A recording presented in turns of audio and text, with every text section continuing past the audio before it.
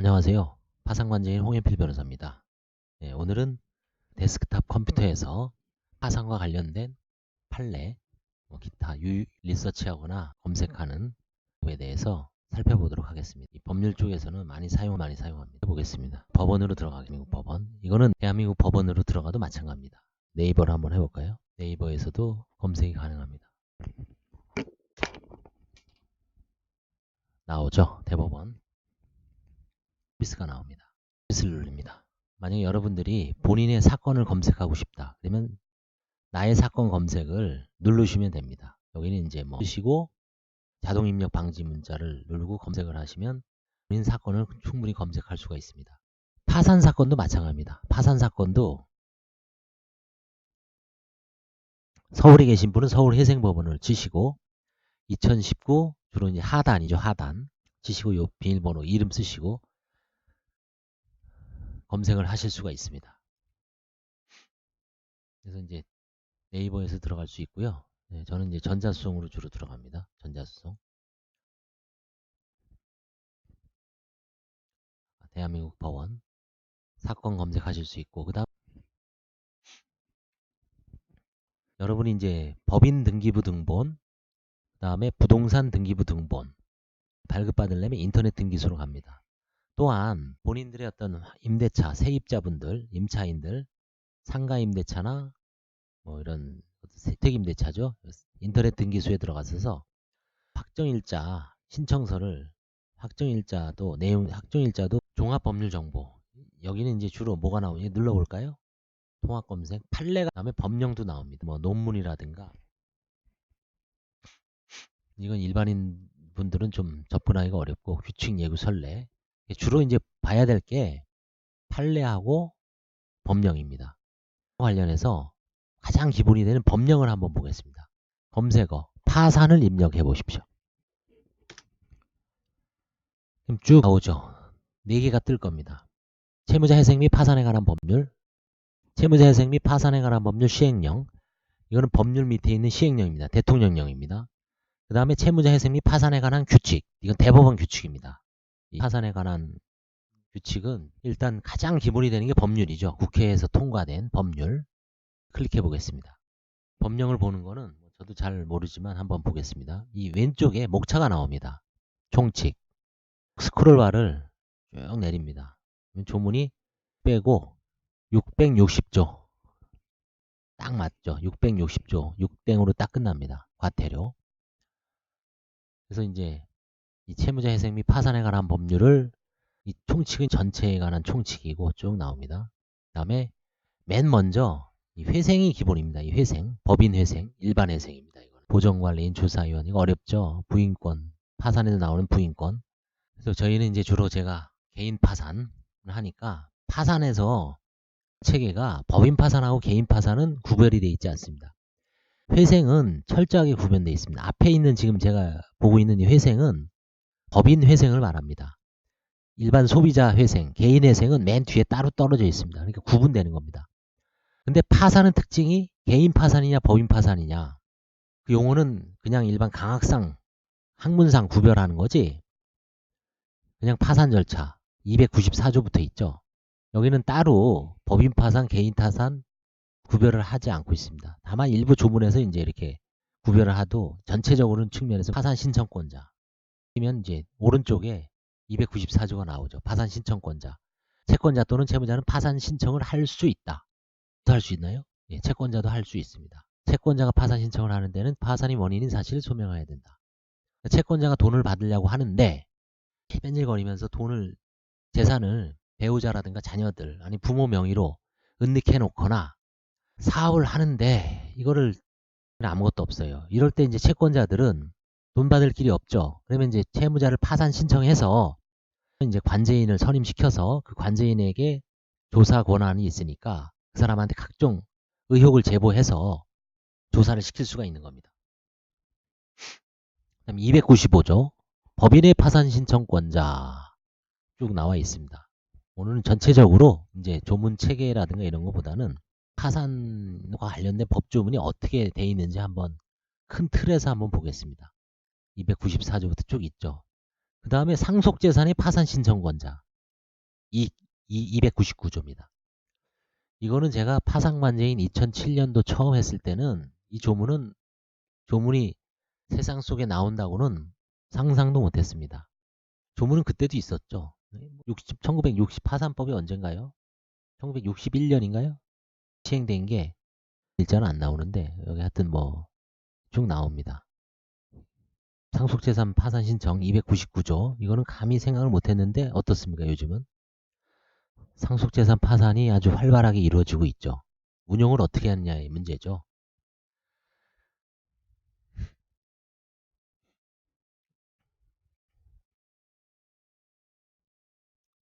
그 다음에 이제 파산 선고.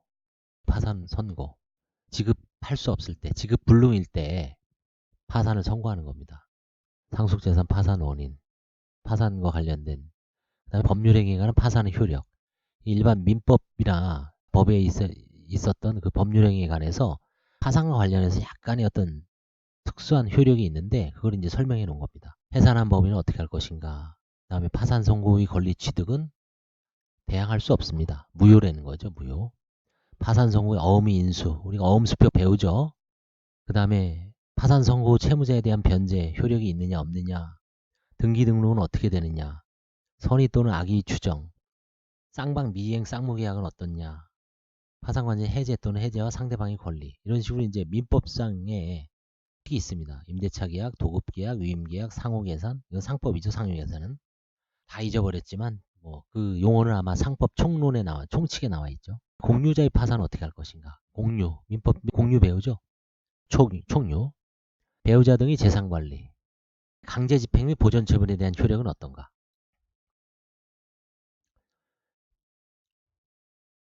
348조.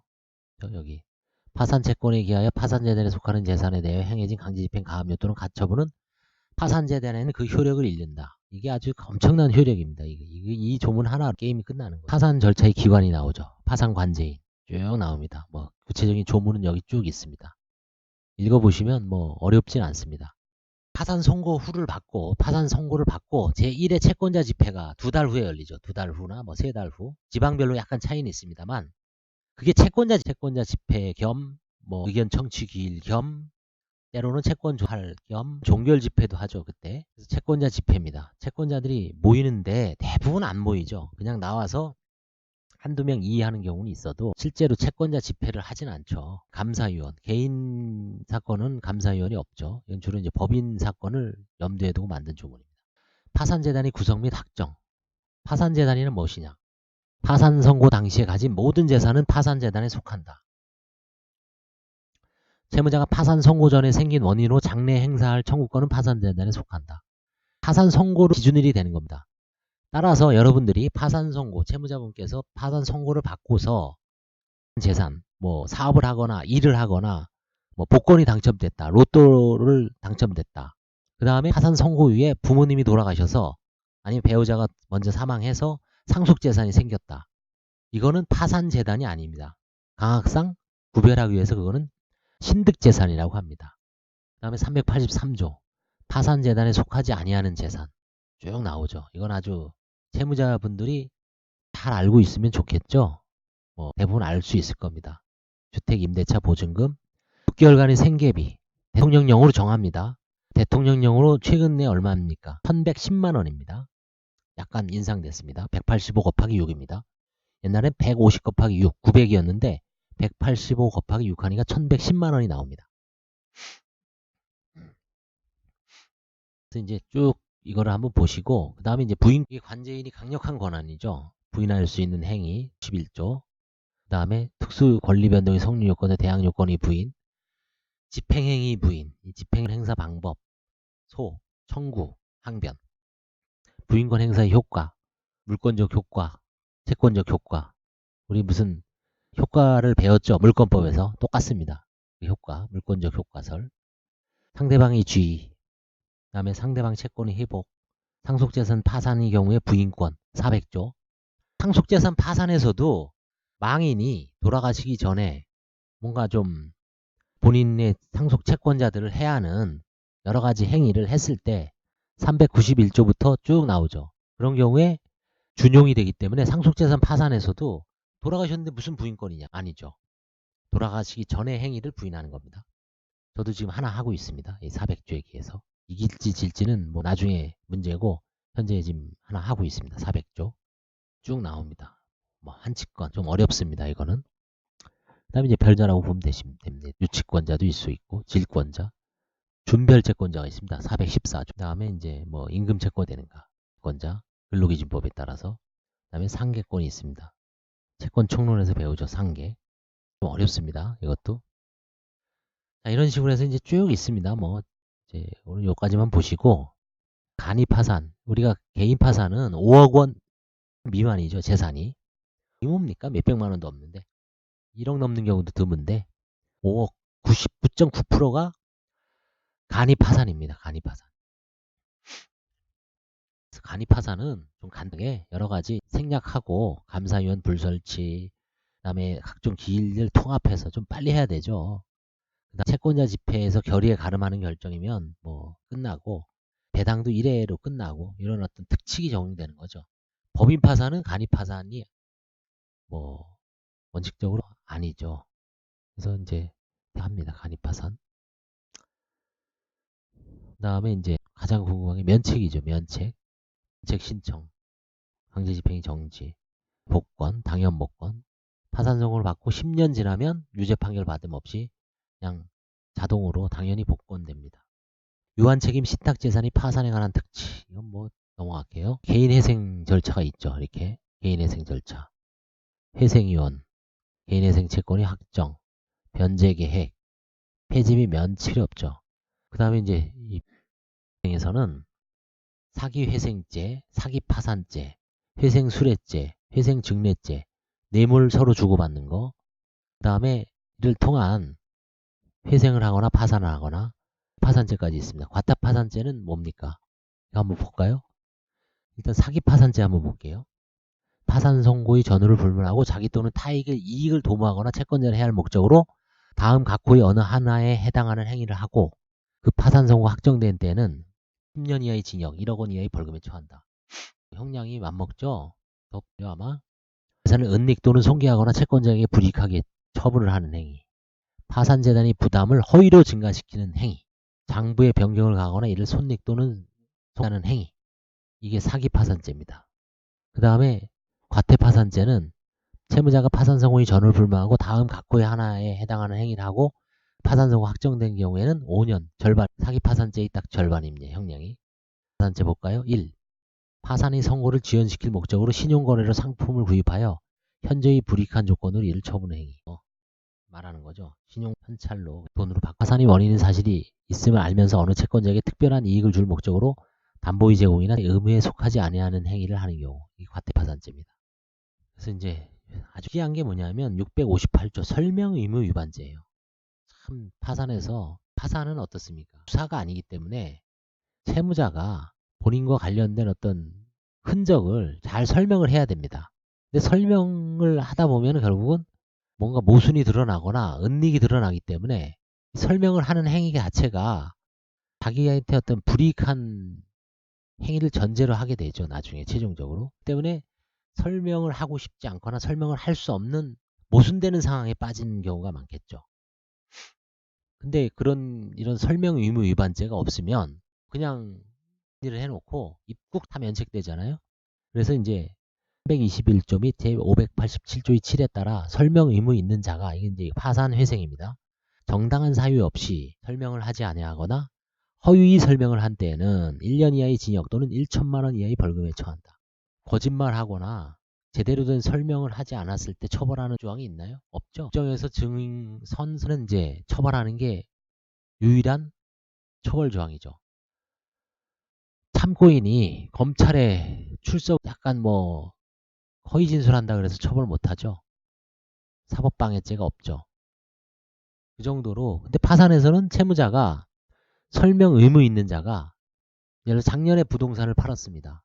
1억에 팔았고 3천만 원의 근저당이 설정돼 있었고 7천만 원이 남을 거 아닙니까? 당연히. 근데 그거 어디다 썼냐? 설명을 하지 않습니다. 입국 다물고 있습니다. 면책 불허가. 면책 불허가까지는 괜찮은데 엄밀하게 얘기하면 설명 의무 위반죄로 형사 설명하지 않은 자체로 형사처벌을 받아요. 이게 무섭죠. 이거를 잘 모르더라고요, 사람들이. 설명 의무 위반죄가 있습니다. 문제가 되는 660조 마지막에 면책을 다 받았어요. 근데 계속 독촉장이 날아와. 미치죠. 제가 이제 얼마 전에도 유튜브에다 올렸지만 다시 한번 마지막으로 보겠습니다. 그때 251조 이건 법인회생, 566조 이게 개인 파산입니다. 면책, 625조 개인 회생에 의하여 요 세 가지 회생 절차에 의하여 면책을 받은 개인인 채무자에 대하여 면책된 사실을 알면서 면책된 채권에 기하여 강제 집행 또는 가처분의 방법으로 추심 행위를 한 자는 500만 원 이하의 과태료에 처한다. 참 형사처벌은 아니죠. 과태료 처분입니다. 500만 원 이하. 그래서 이제 대부분 이게 실제로 이런 일이 일어날까라고 하지만 제가 이제 엊그저께 한 4년 전에 채무자분의 따님의 연락을 받았습니다. SK텔레콤인가 LG유플러스에서 계속 연락이 온다는 거예요. 저걸 찾아보니까 완전히 보고서를 찾아보니까 3번에 SK텔레콤 300 몇만 원, LG유플러스 뭐 270만 원. 그분이 이제 뭐 휴대폰이나 이런 거를 좀 좀 많이 쓰신 것 같아요. 근데 넣었는데 계속 날아온다 이거예요. 지금 갚으라고. 그래서 이제 약간 따지듯이 제가 뭐 관제인이 채무자의 아니죠. 객관적으로 그래도 이제 뭐 전화가 왔으니까 한번 찾아보니까 분명히 넣었다. 그래서 결국 이제 제가 행동 요령을 두 가지를 알려줬죠. 먼저 내용 증명을 보내든지 서면을 통보를 해서 면책 받았다. 면책 결정문이라든가 면책 사건 번호를 출력을 해서 알려주는 게 중요하죠. 모를 수가 있거든요. 걔네들도. 그럼에도 불구하고 이제 면책 받은 사실을 알았을 거 아닙니까? 그 아버지에 대해서 다시 여기서 파는 행위, 그냥 안내문만 보내는 행위는 없죠. 행위에. 강제 집행, 가압류 또는 가처분을 해야 돼요. 그러니까 이제 그냥 단순히 독촉만 하는 거, 뭐 면책되는 사실을 분명히 알았어요. 근데 혹시 밑자의 본전이니까 이걸 겁을 주면 혹시 추심이 될 수가 있다는 어떤 얄팍한 꾀에 장만 보내면 이거는 과태료 처분 안 받죠. 강제 집행, 가압류 또는 가처분을 해야 돼요. 500만 원 이하의 과태료에 처한다. 실제로 강제 집행을 했어요. 강제 집행은 이제 부동산이면 부동산 경매, 채권이면 채권 압류 및 추심, 뭐 유체동산 강제 경매 이 세 가지를 말하는 거죠 주로. 뭐 물론 특수한 경우도 있습니다만 대표적인 게 이 세 가지죠. 가압류는 이 사람 취득한 신득재산에 대해서 이제 가압류를 하는 거죠. 또 가처분 뭐 마찬가지로 이런 경우를 하면은 과연 어떻게 해서 이제 이 사람을 과태료에 처하게 하는가? 그런 경우에는 만약에 본집행, 강제 집행을 하면 그 본집행, 강제 집행을 하는 집행법원에 알려야죠. 이러이러한 사람이 내가 파산면책을 받았는데 이걸 알고서도 지금 강제 집행 중입니다. 그 법원에다가 이의신청서를 내면서 별도로 과태료를 내려주십시오라고 이제 신고, 뭐 서면을 내면 그 해당 사무관이 채권자의 보통재판적 소재지 법원으로 과태료 처해 넘깁니다. 서울중앙지방법원에다가 강제 집행을 했는데 채무자는 여기 채권자가 보니까 저 경기도 남양주시에 주소가 있어요. 그러면 중앙법원에서 그 과태료 재판을 할 수가 없죠. 그 저질에 친 채권자는 남양주 사람이니까 그럼 어떻게 하냐? 남양주를 관할하는 법원이 어디죠? 의정부 지원이죠. 의정부 법원 혹은 남양시 법원, 남양주시 법원 과태료 결정을 할 수 있으면 그 법원으로 이송을 신청을 합니다. 그럼 그 법원에서 이제 과태료 결정을 하게 됩니다. 이제 그런 식으로 하늘은 일단 과 관련된 법령에 대해서 한번 리서치를 해봤고 이제 쭉 보면서 몇 가지 조문을 읽어보고 뭐 알아봤습니다. 그래서 참조해서 즉각 손쉽게 이건 아마 모바일에서도 됩니다. 모바일 지금 이렇게 했기 때문에 뭐 데스크탑 더 편하죠. 모바일도 가능하니까 잘 활용을 해 보시기 바랍니다. 그리고 맨 마지막 조문 660 파산 면책 이후에 가압류라든가 가처분을 하는 추심행위를 한 자에 대해서 과태료 처분에 처할 수 있다는 점도 잘 알아두시기 바랍니다. 감사합니다.